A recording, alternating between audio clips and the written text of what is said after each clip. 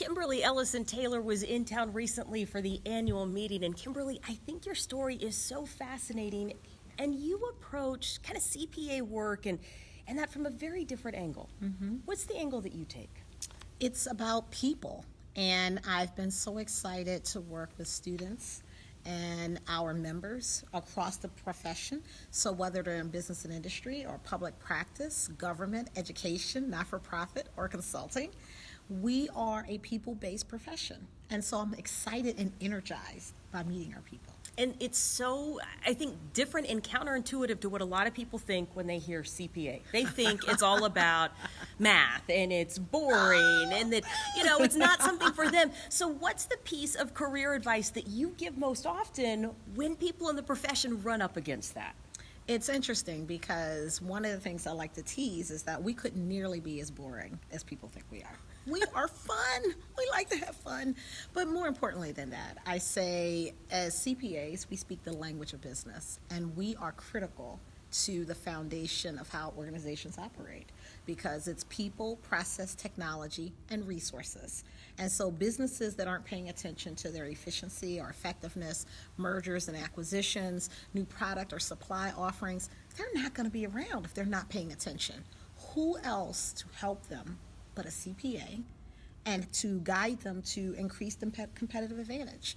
And so I talk about all of the options and I talk about the and, because people do taxes and they are auditors and they are in STEM like me and they are educators and they work in not-for-profit and they're government leaders. I mean, there's so many things we can do with being a CPA. So why wouldn't everyone do it? I happen to agree. And now I have a new appreciation for the profession. You mentioned STEM. Boy, there is a lot of stuff that is changing when it comes to technology and what people need to be aware of. What are you seeing just as far as trends and what's on the horizon? So from a STEM perspective, it really comes down to a couple of different things. We're in an environment where the pace of change will never be as slow as it is now. And I just heard that quote at one of our recent meetings. Technology is a game changer. And so that means that technology is going to enable disruption and it's going to empower organizations to really be broader in their reach and how they respond to their customers and their clients. And so there's no option for us. We have to be paying attention to technology and what that means as we promote and protect the public interest. Artificial intelligence has been in the news a lot. Does that come into accounting? Absolutely, because think about it from an artificial intelligence perspective. I fully expect that over time we will all have bots on our desk. We may have robots in our homes, certainly in our businesses, and so artificial intelligence will give us the opportunity to put a lot of that technical knowledge, a lot of the consistency of processes and procedures, and ensure that there's quality, because if you were to do it incorrectly, the artificial intelligence system would say, wait a minute, Jen, you're doing this wrong because the last 10 times you did it, you followed steps A, B, C, and D. Now you're doing G. Do you really mean to do that? And so we're expecting greater quality and we're expecting greater responsiveness and productivity. So instead of being afraid of it, it really is something that could be good, but part of this comes back to training people for change and to be aware that it's happening, whether we want it to or not. It's here. We have to ride change like a surfboard. We cannot be stressed. We have to be prepared. And so that's exactly what the Washington Society of CPAs, that's what you're doing.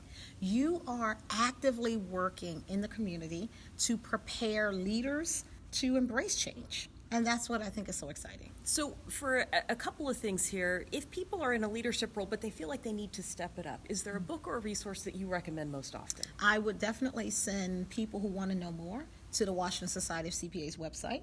And then I would send them to the American Institute of CPAs website. I think there are a number of really great resources and guides. And so don't be intimidated. I mean, we have YouTube. We have all kinds of tutorials online. There's certainly a lot of information that's available, but your trusted sources could be the society websites that I just mentioned. What's the thing you didn't know as you were going through your career and you're kind of glad you didn't? Otherwise, you might not be where you are today. I don't know if I appreciated that the learning never stops. because when you're going through your classes, you're so destination driven. Like, if I get here, if I get the next degree, if I finish this next class, there is no there. And I don't think I knew that there was no there. So now I can be better prepared, I think, knowing that I have a commitment to lifelong learning and that I'll always be in the mode of learning something new. Well, then lastly, with that in mind, what's the thing that you're learning new right now? And it could be personally or professionally. I'm kind of curious about both. Well, that would be great. So I am learning more about balancing my time, because what happens is I'm very goal driven. And so I'm always thinking about what's next. I want to be in the moment. I want to enjoy the moment and be present. I have 2 kids, and so I like to talk about my family, because a lot of people think they have to choose. And you don't have to choose. You just have to be present and in the moment and not thinking about the next thing. Be there. So that's what I'm actively working on. But I can tell you that there are a number of books that any given time, someone is always recommending a book to me. But because I'm reading publications, I'm reading documents, and getting alerts across all various publications is kind of challenging. But I'm doing it. So I'm staying up to speed, and then I can ask people. I have no problem with asking for help. And I think we all have to be in a position of asking for help. I'm certainly glad that we asked for this time with you, Kimberly, because it's been fun. Thanks so much. Thank you. I'm looking forward to future discussions.